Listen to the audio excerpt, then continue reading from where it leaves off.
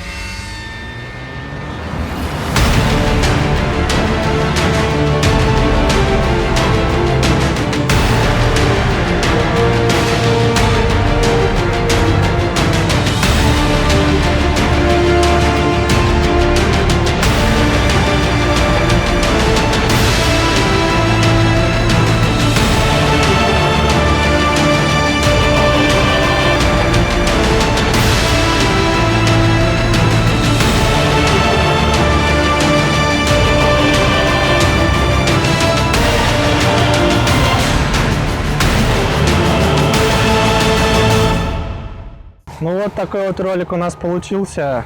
Я думаю, что это было интересно, потому что таких ракурсов разрушений еще вы точно не видели. Всем спасибо за просмотр, ставьте палец вверх, подписывайтесь на канал, не забывайте комментировать и до новых встреч. Всем пока!